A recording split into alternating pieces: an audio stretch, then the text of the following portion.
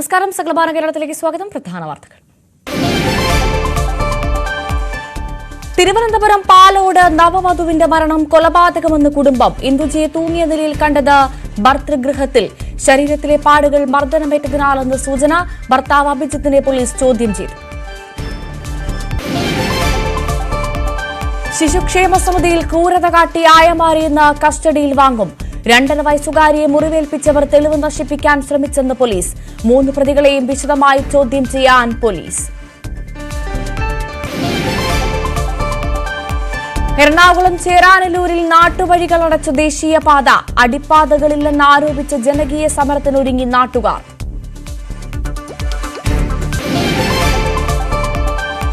പാലക്കാട് ധോണി ആനത്താവളത്തിലെ കുങ്കിയാനയെ കുത്തി വീഴ്ത്തി ഒറ്റയാൻ. കാട്ടാന ക്യാമ്പിൽ കടന്നത് സോളാർ വേലി തകർത്ത്. തൃശൂർ മറ്റത്തൂർ മുപ്ലിയിൽ കാട്ടാന ആക്രമണം. വ്യാപക കൃഷിനാശം. വിശദമായി നോക്കാം. തിരുവനന്തപുരം പാലോട് ഭർതൃവീട്ടിൽ നവവധു ആത്മഹത്യ ചെയ്ത സംഭവം കൊലപാതകമെന്ന് കുടുംബം. പെൺകുട്ടിയുടെ അച്ഛൻ പാലോട് പോലീസിൽ പരാതി നൽകി. ഭർത്താവ് അഭിജിത്തിനെ പോലീസ് കസ്റ്റഡിയിലെടുത്തു. പെൺകുട്ടിയുടെ ശരീരത്തിലെ പാടുകൾ മർദ്ദനമേറ്റെന്ന മൂലമാണെന്നാണ് സൂചന. കഴിഞ്ഞ ദിവസമാണ് കൊളച്ചൽ കൊന്നമൂട് സ്വദേശിനിയായ ഇന്ദുജയെ പാലോട്ടെ ഭർത്താവ് അഭിജിത്തിന്റെ വീട്ടിൽ തൂങ്ങിമരിച്ച നിലയിൽ കണ്ടെത്തിയത്. 3 മാസം മുമ്പാണ് സ്വകാര്യ ലാബിലെ ജീവനക്കാരിയായ ഇന്ദുജയും അഭിജിത്തും പ്രണയവിവാഹിതരായത്. അസ്വാഭാവിക മരണത്തിന് കേസെടുത്ത് പോലീസ് അന്വേഷണം നടക്കുന്നതിനിടെയാണ് പരാതിയുമായി ഇന്ദുജയുടെ കുടുംബം രംഗത്തെത്തിയത്. സംഭവിച്ച എൻ്റെ മോളെ ഈ കക്ഷി അഭിജിത്ത് എന്ന് പറഞ്ഞ കക്ഷി എൻ്റെ മോളെ വിളിച്ചുകൊണ്ട് 4 മാസമായി. 4 മാസമായിട്ട് മോള് വീട്ടിൽ വരുമായിരുന്നു. വീട്ടിൽ കഴിഞ്ഞ ആഴ്ച വന്നിട്ട് അവളെ ദേഹത്ത് മൊത്തം മുറിവും കാര്യങ്ങളുണ്ടായിരുന്നു. അപ്പോൾ ഈ അഭിജിത്ത് എന്ന് പറഞ്ഞ എൻ്റെ മോളെ ഭർത്താവ് അവളെ ഉപദ്രവിച്ച് കെട്ടിത്തൂക്കി കൊന്നു. നെടുമങ്ങാട് താലൂക്ക് ആശുപത്രിയിൽ നടത്തിയ ഇൻക്വസ്റ്റിൽ മുറിവേറ്റ പാടുകൾ ശരീരത്തിൽ കണ്ടെത്തിയതായാണ് സൂചന. ഭർത്താവ് അഭിജിത്തിനെ പോലീസ് കസ്റ്റഡിയിലെടുത്ത് ചോദ്യം ചെയ്യുകയാണ്. ഡീറ്റെയിൽ ആയിട്ട് പരിശോധിച്ച് ഒരു തീരുമാനത്തിലെത്തും. പോസ്റ്റ്മോർട്ടം കഴിഞ്ഞാലേ അതിൻ്റെ റിസൾട്ട് പറയാൻ പറ്റുള്ളൂ. പോസ്റ്റ്മോർട്ടം കഴിഞ്ഞതിന് ശേഷം പറയാം. വീട്ടിലെ കിടപ്പുമുറിയിലെ ജനാലയിൽ കെട്ടിത്തൂങ്ങിയ നിലയിലായിരുന്നു മൃതദേഹം കണ്ടതെന്നാണ് അഭിജിത്ത് പോലീസ് നൽകിയ മൊഴി. വിശദമായ അന്വേഷണം വേണമെന്നാണ് പോലീസ് നിലപാട്. ന്യൂസ് 18 തിരുവനന്തപുരം. ശിശുക്ഷേമ സമിതിയിൽ 2.5 വയസ്സുകാരുടെ സ്വകാര്യ ഭാഗത്ത് മുറിവേൽപ്പിച്ച കേസിലെ പ്രതികളായ ആയമാരെ പോലീസ് ഇന്ന് കസ്റ്റഡിയിൽ വാങ്ങും. ആട്ടക്കുളങ്ങര ജയിലിൽ കഴിയുന്ന 3 ആയമാരെയാണ് മ്യൂസിയം പോലീസ് കസ്റ്റഡിയിൽ വാങ്ങുക. വിശദമായ ചോദ്യം ചെയ്യലിനാണ് പോലീസ് നീക്കം. അതേസമയം തെളിവ് നശിപ്പിക്കാനായി കുഞ്ഞിനെ മുറിവേൽപ്പിച്ച നഖം ആയമാർ മുറിച്ചതായാണ് മ്യൂസിയം പോലീസിന്റെ കണ്ടെത്തൽ.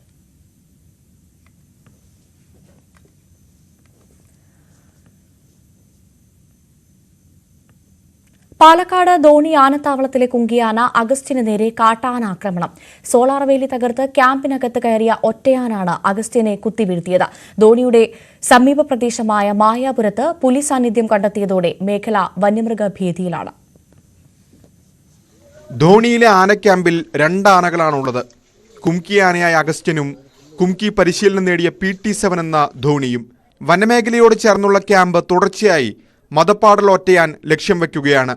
ഒരാഴ്ചക്കിടെ 2 തവണ ഒറ്റയാൻ ക്യാമ്പിനുള്ളിലെത്തിയെങ്കിലും പാപ്പാന്മാരും വനം വകുപ്പ് ഉദ്യോഗസ്ഥരും ചേർന്ന് തുരത്തി. എന്നാൽ ഇന്നലെ രാത്രി സോളാർ വേലി തകർത്ത് ക്യാമ്പിനകത്ത് കയറിയ ഒറ്റയാൻ അഗസ്ത്യനെ കുത്തിവീഴ്ത്തി. ആക്രമണത്തിൽ അഗസ്ത്യന്റെ ചെവിക്ക് സാരമായി പരുക്കേറ്റു. ഒറ്റയാനെ ഓടിക്കാനുള്ള ശ്രമത്തിനിടെ വീണ് പാപ്പാന് പരുക്കേറ്റിട്ടുണ്ട്. ആക്രമണ സാധ്യത കണക്കിലെടുത്ത് PT7 മറ്റൊരിടത്തേക്ക് മാറ്റിത്തളച്ചു. ഒറ്റയാൻ വനാതിർത്തിയിൽ തുടരുന്നത് പ്രദേശവാസികൾക്കും ആശങ്ക കൂട്ടുന്നുണ്ട്. അതിനിടെ ധോണിയിൽ നിന്ന് 2 കിലോമീറ്റർ മാത്രം അകലെയുള്ള മായാപുരത്ത് പുലിയുടെ സാന്നിധ്യം സ്ഥിരീകരിച്ചു. മായാപുരം സ്വദേശി ജയശ്രീയുടെ വീട്ടിലെ കോഴിക്കൂട് തകർത്ത പുലി കോഴിയെ കൊണ്ടുപോയി. CCTV ക്യാമറയിൽ പുലിയുടെ ദൃശ്യങ്ങൾ പതിഞ്ഞിട്ടുണ്ട്. ചുറ്റുവട്ടമുള്ളവർ കാട് വെട്ടിക്കുന്നതിൽ പഞ്ചായത്ത് വകുപ്പ് ശ്രദ്ധിക്കണം. കൂടാതെ ഇലക്ട്രിക് ഫെൻസിങ്, കൃത്യമായ മെയിൻ്റനൻസ് ഫോറസ്റ്റ് ഡിപ്പാർട്ട്മെൻറ്റ് ശ്രദ്ധിക്കണം. അങ്ങനെ ഞങ്ങൾ പാവപ്പെട്ട നാട്ടുകാർക്ക് ജീവനും സ്വത്തിനും സംരക്ഷണം നൽകണമെന്ന് അപേക്ഷിക്കുന്നു. ന്യൂസ് 18 പാലക്കാട്.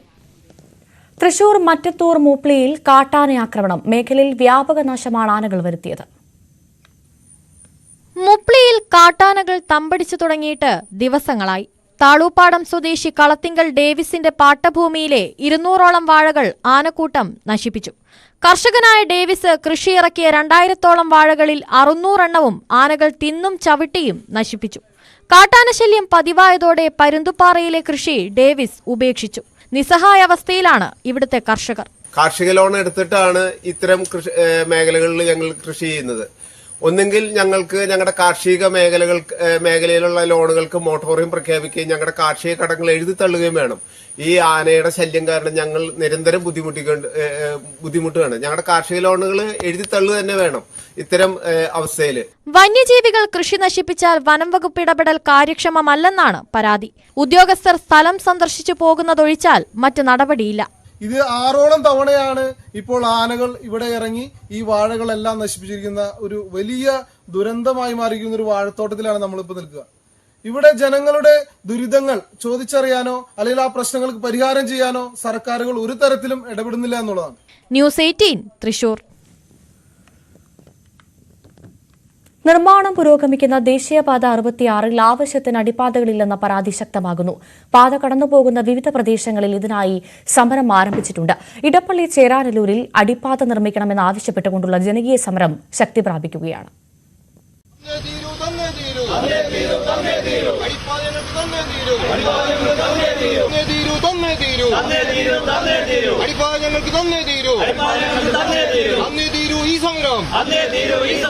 ദേശീയപാത 66ന്റെ നിർമ്മാണം അതിന്റെ അവസാന ഘട്ടത്തിലേക്ക് കടക്കുകയാണ്.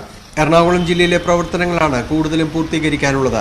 എന്നാൽ നിർദ്ദിഷ്ട DPRൽ നിന്ന് വിഭിന്നമായാണ് ഇവിടെ നിർമ്മാണം നടക്കുന്നതെന്നാണ് നാട്ടുകാരുടെ പരാതി. അശാസ്ത്രീയം എന്ന് പറഞ്ഞാൽ അങ്ങേറ്റ അശാസ്ത്രീയമാണ് ചെയ്തിരിക്കുന്നത്. അതുമാത്രമല്ല ഞങ്ങളുടെ സഞ്ചാര സ്വാതന്ത്ര്യം നിഷേധിക്കപ്പെടുന്ന ഒരു അവസ്ഥയാണ്. ഞങ്ങളുടെ പൂർവികർ ഇവിടെ നന്നായിട്ട് NH 70 ഉണ്ടായിരുന്നപ്പോഴത്തേക്കും നല്ല റോഡ് ഉണ്ടായിരുന്നതാണ് ഞങ്ങൾക്ക് ഇതാണ്. അതിനുശേഷം ഇവിടെ ഉണ്ടായിരുന്ന ഓരോരുത്തരെ ഈ സ്ഥലം വിട്ടുകൊടുത്തിട്ടാണ് ഇപ്പോഴും ഇങ്ങനെ ഒരു. തങ്ങൾ വികസന വിരോധികളല്ലെന്നും ചേരാനല്ലൂർ തൈക്കാവിൽ നിന്ന് 3 കിലോമീറ്റർ ദൂരത്തിനിടയ്ക്ക് ഒരിടത്തും പാത മുറിച്ചു കിടക്കാൻ സംവിധാനമില്ലെന്നും നാട്ടുകാർ പറയുന്നു. ഈ 2 കിലോമീറ്റർ ഞങ്ങൾക്ക് ഒരു അടിപ്പാതയിലൂടെ അനുവദിച്ചിട്ടില്ല.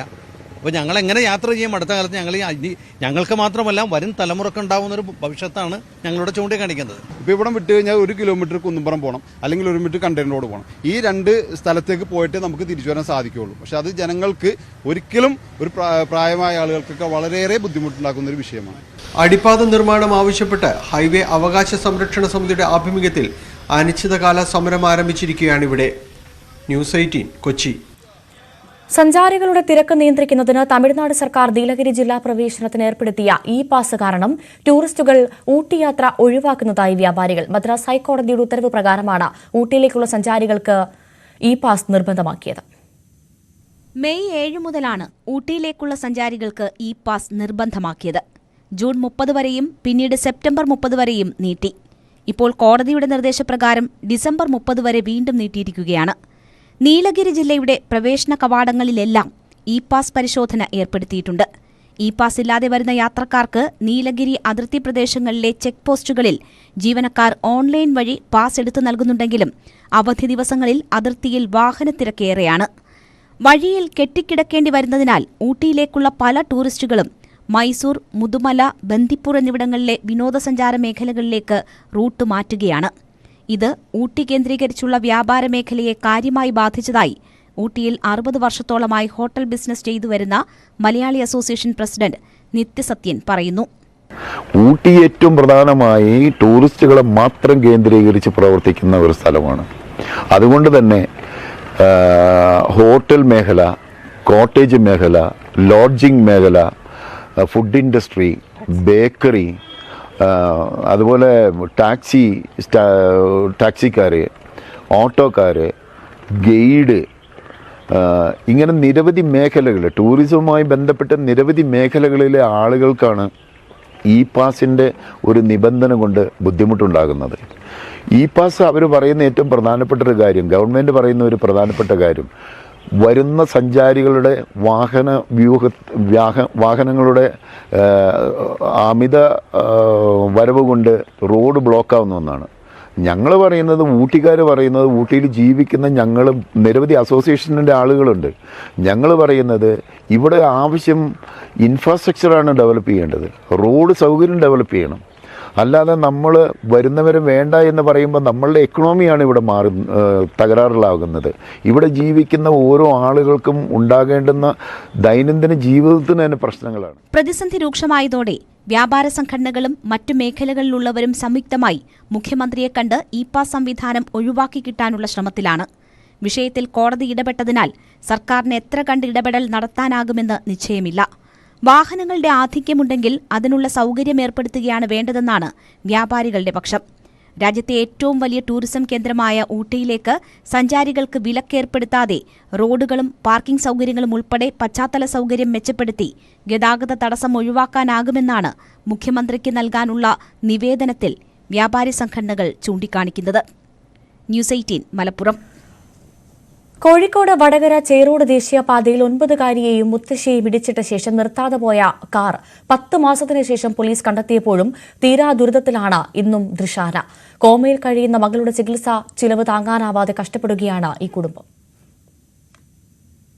ഫെബ്രുവരി 17 രാത്രിയിലാണ് ദേശീയപാതയിൽ അമിതവേഗത്തിലെത്തിയ കാർ 9-കാരി ദൃശാനയുടെയും മുത്തശ്ശി ബേബിയുടെയും ദേഹത്തേക്ക് പാഞ്ഞു കയറിയത്. ഇടിച്ച ശേഷം കാർ നിർത്താതെ പോയി. മുത്തശ്ശി തൊട്ടടുത്ത ദിവസം മരിച്ചു. ദൃശാന കോമ അവസ്ഥയിലായി. ഇടിച്ചിട്ട വാഹനം കണ്ടെത്താനുള്ള കുടുംബത്തിന്റെ ശ്രമങ്ങൾ അനിശ്ചിതമായി നീണ്ടു. അപകടം വരുത്തിയ ആളെ കണ്ടെത്തിയതിൽ സന്തോഷമുണ്ടെങ്കിലും മകളുമായി മുന്നോട്ടുള്ള ജീവിതം ചോദ്യചിഹ്നമാണ്. സമയമെടുത്ത് മാറുമെന്നാ പറയുന്നത്. അത് മാസങ്ങളാവും വർഷങ്ങളാവും, എത്രയാന്ന് അവർക്കും പറയാൻ പറ്റൂല. ഓളെ എന്നുവെച്ചാല് ഷോക്ക് അയ്യെ പേടിച്ച ഷോക്ക് മാറി കിട്ടിയാൽ തന്നെ ഓള് ഇതാകുന്നു ബെറ്റർ ആവുന്ന പറഞ്ഞു. എന്നാലും സമയം എടുത്തിട്ട് ശരിയാവുന്ന എല്ലാ ഡോക്ടർമാരും പറഞ്ഞത്. കുട്ടികളെ ഡോക്ടർ ആയാലും ന്യൂറോന്റെ ഡോക്ടർ ആയാലും ഇവിടുത്തെ തെറാപ്പിയിലെ ഡോക്ടർ ആയാലും എല്ലാം അങ്ങനത്തെ നമ്മളെ പരിചരണങ്ങളും നമ്മളിതും കൊണ്ട് ഓൾ അങ്ങനെ ഇമ്പ്രൂവ്മെന്റ് ആയി വരും എന്നാ പറഞ്ഞത്. അപകടമുണ്ടാക്കിയ പുറമേരി സ്വദേശി ഷജീൽ നിലവിൽ UAE-യിലാണ്. 19,000-ഓളം വാഹനങ്ങൾ പരിശോധിച്ചതിൽ നിന്നാണ് പോലീസിന് വാഹനം കണ്ടെത്താനായത്. കാർ മതിലിലിടിച്ചെന്ന് കാട്ടി ഇയാൾ ഇൻഷുറൻസിന് ശ്രമിച്ചു. ഇത് കേസിൽ നിർണായകമായി. അപകടം നടന്ന് 10 മാസങ്ങൾക്കിപ്പുറവും ദൃശാന കോഴിക്കോട് മെഡിക്കൽ കോളേജിൽ ചികിത്സയിൽ തുടരുകയാണ്. ചികിത്സയിൽ പുരോഗതിയുണ്ടെങ്കിലും കുട്ടി സാധാരണഗതിയിലേക്ക് എത്തണമെങ്കിൽ വർഷങ്ങളോളം ചികിത്സ വേണ്ടിവരും.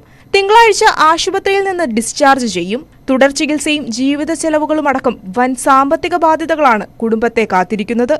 ന്യൂസ് 18 കോഴിക്കോട്.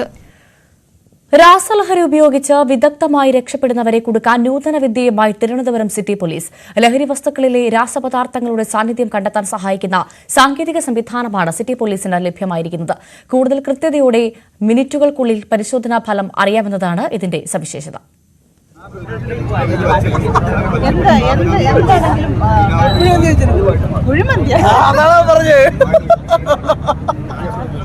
അതല്ല, അല്ലാതെ ലഹരി എന്ത് കുഴിമന്തി കഴിച്ചാലും മാരക ലഹരി ഉപയോഗിക്കുന്നവരെ കണ്ടെത്താൻ വിദേശ രാജ്യങ്ങളിൽ ഉപയോഗിക്കുന്ന ഓറൽ ഫ്ലൂയിഡ് ടെസ്റ്റ് സിസ്റ്റമാണ് സിറ്റി പോലീസിന് സ്വന്തമായിരിക്കുന്നത്. MDMA, കൊക്കൈൻ, ഒപ്പിയം, അംഫിറ്റമിൻ, മിഥേൻ ആംഫിറ്റാമിൻ തുടങ്ങിയ രാസപദാർത്ഥങ്ങളുടെ സാന്നിധ്യം അടങ്ങിയ ലഹരി വസ്തുക്കൾ ഉപയോഗിക്കുന്നവരെ കണ്ടെത്തുകയാണ് ഉദ്ദേശം. ലഹരിയുടെ സാന്നിധ്യം കണ്ടെത്താൻ സഹായിക്കുന്ന ഡ്രഗ് ഡിറ്റക്ഷൻ കിറ്റ് ഉപയോഗിച്ച് ലക്ഷണങ്ങൾ പ്രകടിപ്പിക്കുന്ന വ്യക്തികളുടെ വായിലെ സ്രവം പരിശോധിക്കും. പിന്നെ സംഭവിക്കുന്നതാകട്ടെ ഇങ്ങനെ.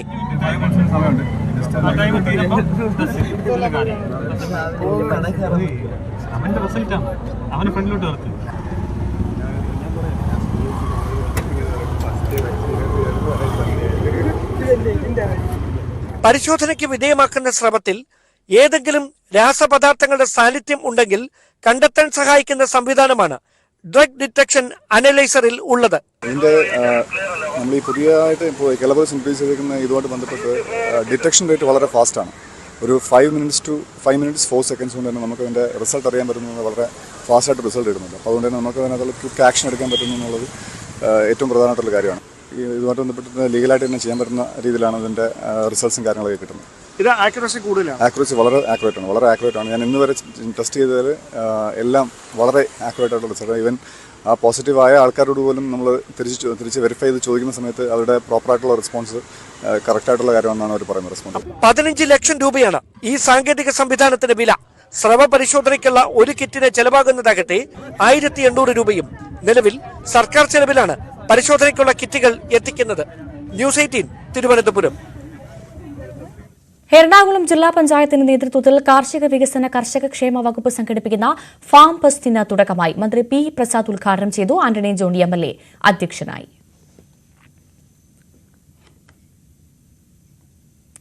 ഇനി നോക്കാം ശബരിമല വാർത്തകൾ. ശബരീശ ദർശനം നിങ്ങൾക്കായി സമർപ്പിച്ചത് മിൽമാഗി. വ്രതശുദ്ധിയുടെയും നന്മയുടെയും നാളുകൾ പരിശുദ്ധമാക്കാം മിൽമയ്ക്കൊപ്പം. ശബരിമലയിൽ തീർത്ഥാടകരുടെ എണ്ണത്തിൽ റെക്കോർഡ്. ഇന്നലെ മാത്രം ദർശനം നടത്തിയത് 92,562 പേർ. ഇന്നലെയാണ് ഈ സീസണിൽ ഏറ്റവും കൂടുതൽ ഭക്തർ ദർശനത്തിനെത്തിയത്.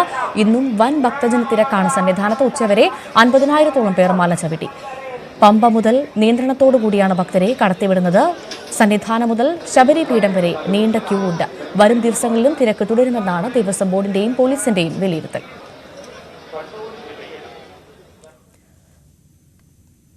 ശബരിമല തീർത്ഥാടകർക്ക് ഇടത്താവളങ്ങളിലെ അന്നദാനം ആശ്വാസമാകുന്നു. ദിനംപ്രതി 100 കണക്കിന് തീർത്ഥാടകരാണ് ഇടത്താവളങ്ങളിലെത്തി വിശ്രമിച്ച് അന്നദാനങ്ങളിൽ പങ്കെടുത്ത് മല കയറുന്നത്. അയ്യപ്പ സേവാ സംഘത്തിന്റെ വിവിധ ഹൈന്ദവ സന്നദ്ധ സംഘടനകളുടെയും നേതൃത്വത്തിലാണ് ഇടത്താവളങ്ങളിൽ അന്നദാനം ക്രമീകരിച്ചത്. മണ്ഡലകാലത്ത് വ്രതമനുഷ്ഠിച്ച് മല ചവിട്ടുന്ന അയ്യപ്പന്മാരാണ് ഇടത്താവളങ്ങളിലെത്തി വിശ്രമിച്ച് അന്നദാനത്തിൽ പങ്കെടുത്ത് മല കയറുന്നത്. ശബരിമലയുടെ പ്രധാന പ്രവേശന കവാടമായ പത്തനംതിട്ട നഗരസഭയുടെ ഇടത്താവളത്തിൽ ദിനംപ്രതി 100 കണക്കിന് ഭക്തരാണ് എത്തുന്നത്. വ്രതമനുഷ്ഠിക്കുന്ന അയ്യപ്പന്മാർക്ക് ഹോട്ടലുകളിൽ നിന്നും ഭക്ഷണം കഴിക്കാതെ ഇടത്താവളങ്ങളിൽ നിന്ന് ലഭിക്കുന്ന ഭക്ഷണം ഏറെ ആശ്വാസമാണ്. അയ്യപ്പ സേവാ സമാജത്തിൻ്റെയും വിവിധ ഹൈന്ദവ സംഘടനകളുടെയും നേതൃത്വത്തിലാണ് ഓരോ ഇടത്താവളങ്ങളിലും അന്നദാനം ക്രമീകരിച്ചിട്ടുള്ളത്. ഏതാണ്ട് ആയിരക്കണക്കിന് ഭക്തജനങ്ങൾ ദിവസേന പത്തനംതിട്ട ഇടത്താവളത്തിൽ വരാറുണ്ട്. നമുക്കറിയാം, ഏതാണ്ട് കഴിഞ്ഞ ഒരു 10-18 വർഷക്കാലമായിട്ട് നിരവധി അയ്യപ്പന്മാർ കേരളത്തിൽ നിന്നും മറ്റ് സംസ്ഥാനങ്ങളിലൊക്കെ തന്നെ ഇവിടെ വരുന്നുണ്ട്. അവർക്കെല്ലാം വേണ്ട അന്നദാനം ഉൾപ്പെടെയുള്ള ക്രമീകരണങ്ങൾ നമ്മളിവിടെ ചെയ്യുന്നു. ശബരിമല അയ്യപ്പ സേവാ സമാജത്തിന്റെ പേരിലാണ് ഈ ഒരു അന്നദാന കേന്ദ്രം വർഷങ്ങളായി നടത്തപ്പെടുന്നത്. ശബരിമല അയ്യപ്പ സേവാ സമാജത്തിന്റെ കേരളത്തിൽ അങ്ങോളം ഇങ്ങോളമായിട്ട് ഏതാണ്ട് 42ഓളം അന്നദാന കേന്ദ്രങ്ങളാണ് ഉള്ളത്. ചൂട് കഞ്ഞിയും പയറും പപ്പടവും നാരങ്ങ അച്ചാറുമാണ് അയ്യപ്പന്മാർക്ക് നൽകുന്നത്. വൃത്തിയോടെ തയ്യാറാക്കുന്ന ഭക്ഷണമായതിനാൽ അയ്യപ്പന്മാർക്കും തൃപ്തിയാണ്. വിശ്രമത്തിനുള്ള ക്രമീകരണങ്ങളും ഇടത്താവളങ്ങളിൽ ക്രമീകരിച്ചിട്ടുണ്ട്. വാഹനയാത്രക്കാരും കാൽനടയായെത്തുന്ന അയ്യപ്പന്മാരുമാണ് ഇടത്താവളങ്ങളിലെത്തുന്നത്. മണ്ഡല മകരവിളക്ക് തീർത്ഥാടനം അവസാനിക്കും വരെ അന്നദാനം നൽകാനാണ് സംഘാടകരുടെ തീരുമാനം. ന്യൂസ് 18 പത്തനംതിട്ട. ശബരിമലയിലേക്ക് എത്തുന്ന തീർത്ഥാടകർ വ്രതാനുഷ്ഠാനങ്ങൾക്കിടെ ജീവിതശൈലി രോഗങ്ങൾക്കുള്ള മരുന്നുകൾ കഴിക്കുന്നത് ഒഴിവാക്കരുതെന്ന് ആരോഗ്യ വിദഗ്ധരുടെ മുന്നറിയിപ്പ്. സന്നിധാനത്തെ 24 മണിക്കൂറും വൈദ്യസഹായം ഉറപ്പാക്കുന്ന സന്നിധാനം സർക്കാർ ആശുപത്രി തീർത്ഥാടകരുടെ ആശ്വാസ കേന്ദ്രമായി മാറുകയാണ്. വെന്റിലേറ്റർ സൌകര്യം അടക്കമുള്ള അത്യാഹിത വിഭാഗത്തിന്റെ പ്രവർത്തനവും ആശുപത്രിയിൽ ലഭ്യമാണ്. ശബരിമല നട തുറന്ന് 3 ആഴ്ച പിന്നിടുമ്പോൾ മല ചവിട്ടാനെത്തിയ 13 തീർത്ഥാടകർക്കാണ് ജീവൻ നഷ്ടമായത്. ഇതിൽ ഭൂരിഭാഗം പേരും ഇതര സംസ്ഥാനത്തുള്ളവർ. ഹൃദയ സംബന്ധമായ അസുഖമുള്ളവർ മാലയിട്ട് വ്രതമനുഷ്ഠിക്കുമ്പോൾ ജീവിതശൈലി രോഗങ്ങൾക്കുള്ള മരുന്നുകൾ ഒഴിവാക്കരുതെന്ന് ഡോക്ടർമാർ പറയുന്നു. ഹൃദയ സംബന്ധമായ അസുഖമുള്ളവർ, ഷുഗർ, പ്രഷർ ഇതൊക്കെ ഉള്ളവര് ഇവര് മരുന്നുകൾ മുടക്കാതിരിക്കുക. ആദ്യത്തെ കാര്യം, ചിലർ ഈ സീസൺ തുടങ്ങുമ്പോൾ ഇതിന്റെ തയ്യാറെടുപ്പിന്റെ ഭാഗമായിട്ട് മരുന്നുകൾ നിർത്തുന്നത് കാണുന്നുണ്ട്. അപ്പം വീട്ടിൽ നിന്ന് ഇറങ്ങുമ്പോൾ തന്നെ മരുന്നുകളെല്ലാം കൈ വെക്കുക. ആ മരുന്നുകൾ കറക്റ്റ് സമയത്ത് കഴിച്ചു എന്ന് ഉറപ്പുവരുത്തുക. കൂടാണ്ട് മല കയറുന്ന സമയത്ത് സാവകാശം കയറുക. മല ചവിട്ടി സന്നിധാനത്തെത്തുന്ന തീർത്ഥാടകർക്ക് വലിയ നടപ്പന്തലിനടുത്തുള്ള സർക്കാർ ആശുപത്രി ഏറെ ആശ്വാസമാണ്. 24 മണിക്കൂറും പ്രവർത്തിക്കുന്ന ഈ സർക്കാർ ആശുപത്രിയിൽ വെന്റിലേറ്റർ, ആധുനിക സംവിധാനങ്ങളോടുകൂടിയ laboratory, mini operation theatre, x-ray unit എന്നിവയെല്ലാം സജ്ജമാണ്. ICU സൗകര്യമുണ്ട്, കാർഡിയോളജിസ്റ്റിന്റെ സേവനമുണ്ട്, 24 മണിക്കൂറും OP ഉണ്ട്, ഫാർമസി ഉണ്ട്, ലാബുണ്ട്. കൂടാണ്ട് വിദഗ്ധരായ ഡോക്ടർമാർ, കാർഡിയോളജിസ്റ്റ്, പിന്നെ ഫിസീഷ്യൻ, ഓർത്തോ, പീഡിയാട്രീഷ്യൻ, അനസ്തറ്റീഷ്യൻ, ഇങ്ങനെ എല്ലാ വിഭാഗങ്ങളുടെയും ഓരോ പ്രതിനിധിയുണ്ട്. അവശ്യ ചികിത്സ നൽകി താഴത്തേക്ക് കൊണ്ടുപോകാനുണ്ട്. അതെ, പേഷ്യന്റിനെ സ്റ്റേബിൾ ആക്കാനുള്ള എല്ലാ സംവിധാനങ്ങളും നമുക്ക് ഇവിടെ ഉണ്ട്. ICU സെറ്റപ്പ് ഉണ്ട്, അത്യാവശ്യം ചെറിയ മൈനർ ഓപ്പറേഷൻ ചെയ്യാനുള്ള സെറ്റപ്പ് വരെ ഉണ്ട്. പാമ്പ് വിഷബാധയ്ക്ക് നൽകുന്ന ആന്റിവെനവും ഇവിടെ ലഭ്യമാണ്. സ്പെഷ്യലിസ്റ്റ് ഡോക്ടർമാരും സേവനത്തിനുണ്ട്. ഇവിടെ മരുന്നുകളും സൗജന്യമായി വിതരണം ചെയ്യുന്നു. അത്യാഹിത ഘട്ടങ്ങളിൽ സന്നിധാനത്തും രോഗികളെ പമ്പയിലെത്തിക്കാൻ ആംബുലൻസ് സൗകര്യവും ഇവിടെ ലഭ്യമാണ്. ന്യൂസ് 18 സന്നിധാനം. അഗസ്ത്യവനം ബയോളജിക്കൽ പാർക്കിലെ ഉൾവനത്തിൽ നിന്നുള്ള ആദിവാസികൾ ശബരിമലയ്ക്ക് പുറപ്പെട്ടു. 143 പേരാണ് ഇക്കുറി ശബരിമലയിലെത്തുന്നത്. ഉൾവനങ്ങളിൽ നിന്നും കാൽനടയായാണ് കോട്ടൂർ മുണ്ടണിമാടൻ ക്ഷേത്രത്തിൽ എത്തിയത്. ക്ഷേത്രത്തിൽ വിദേശികളടക്കം നിരവധി പേർ ചടങ്ങ് കാണാനെത്തിയിരുന്നു. ശബരീശ ദർശനം നിങ്ങൾക്കായി സമർപ്പിക്കുന്നത് മിൽമ ഗീ. വ്രതശുദ്ധിയുടെയും നന്മയുടെയും നാളുകൾ പരിശുദ്ധമാക്കാം മിൽമയ്ക്കൊപ്പം. ക്രിസ്മസിന് വരവേൽക്കാൻ ഒരുങ്ങുകയാണ് നാട്. ഭീമൻ നക്ഷത്രമൊരുക്കി മൂവാറ്റുപുഴ നിർമ്മല കോളേജും ആഘോഷത്തിലേക്ക് കടന്നു കഴിഞ്ഞു. കോളേജിന്റെ പ്രധാന ബ്ലോക്കിലാണ് ഭീമൻ നക്ഷത്രം. ആര് കണ്ടാലും അമ്പരക്കും. 55 അടി നീളവും 30 അടി വീതിയുമുണ്ട്. കോളേജിലെ 3000 വിദ്യാർത്ഥികളുടെയും അധ്യാപകരുടെയും മുഴുവൻ ജീവനക്കാരുടെയും ചിത്രങ്ങൾ പതിപ്പിച്ചിട്ടുണ്ട് ഈ നക്ഷത്രത്തിൽ. കോതമംഗലം രൂപതാ വികാരി ജനറാളും കോളേജ് മാനേജറുമായ മോൺസിഞ്ഞോർ ഡോക്ടർ പയസ് മലേക്കണ്ടത്തിൽ നക്ഷത്രത്തിന്റെ ഔദ്യോഗിക ലോഞ്ചിംഗ് നിർവഹിച്ചു. അപ്പോൾ ഈ കോളേജിന്റെ ബഹുസ്വരതയും അതോടൊപ്പം തന്നെ ഐക്യവും ഏകതയും കൂടി സൂചിപ്പിക്കുന്നതാണ് ഈ സ്റ്റാർ. എല്ലാ കുഞ്ഞുങ്ങളും ഒരുമിച്ച് ചേരുമ്പോൾ അത് സ്റ്റാറായി മാറുന്നു, തിളക്കത്തോടു കൂടി മിന്നുന്നു, അത് ആകാശത്ത് ഉയർന്നു തന്നെ പ്രക്ഷോഭിക്കുന്നു എന്നുള്ളതാണ് ഈ സ്റ്റാർ അടയാളപ്പെടുത്തുക. ക്രെയിൻ ഉപയോഗിച്ചാണ് നക്ഷത്രം സ്ഥാപിച്ചത്. ഗ്രീൻ ക്യാമ്പസ് പദവി ലഭിച്ച നിർമ്മല കോളേജിൽ പൂർണ്ണമായും പ്ലാസ്റ്റിക് ഒഴിവാക്കിയാണ് നക്ഷത്രം നിർമ്മിച്ചത്. 1 മാസമെടുത്തു പൂർത്തിയാകാൻ. വലുപ്പം കൊണ്ടു മാത്രമല്ല, ഭീമൻ നക്ഷത്ര നിർമ്മാണത്തിന്റെ ആശയത്തിലും വ്യത്യസ്തത പുലർത്തിയിട്ടുണ്ട്. ഇവിടെ വരുന്ന വിദ്യാർത്ഥികളെല്ലാം സ്റ്റാറുകളാക്കി മാറ്റുക എന്നതാണ് ഈ സ്ഥാപനം 72 വർഷമായി ചെയ്തുകൊണ്ടിരിക്കുന്നത്. അപ്പോൾ ഇവിടെ വരുന്ന വിദ്യാർത്ഥികളെ നാടിന് പ്രകാശമാകുന്ന, മറ്റുള്ളവർക്ക് മാർഗ്ഗദീപമാക്കുന്ന വ്യക്തികളാക്കി തീർക്കുന്നു. അവരെ സ്റ്റാറുകളാക്കി തീർക്കുന്ന ഈ നിർമ്മലയിലെ എല്ലാ അധ്യാപകരെയും ഇതിനോട് സഹകരിക്കുന്ന എല്ലാവർക്കും പ്രത്യേകമായി നന്ദിയും സ്നേഹവും അറിയിക്കുന്നു. വലിപ്പം കൊണ്ടും ആശയം കൊണ്ടും വേറിട്ട് നിൽക്കുന്ന നക്ഷത്രം കാഴ്ചക്കാർക്ക് കൗതുകമുണർത്തുകയാണ്. ന്യൂസ് 18 മൂവാറ്റുപുഴ.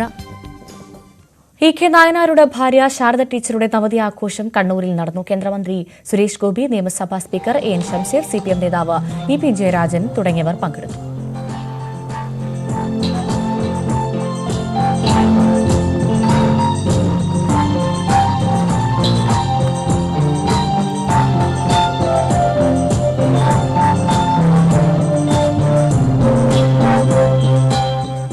പറഞ്ഞാൽ ഒരിക്കലും അവസാനിപ്പിക്കാൻ കഴിയാത്ത അത്രയും ചരിത്രമാണ് അമ്മയെന്ന് പറയുന്ന പ്രസ്ഥാനത്തെക്കുറിച്ച് ഇവിടെ പറഞ്ഞ ശാരദാമ്മയെക്കുറിച്ച് പറഞ്ഞ എല്ലാ കാര്യങ്ങളും ഒരു ആഗോള മാതാവിനെ കുറിച്ച് പറഞ്ഞതിന് തുല്യമാണ്.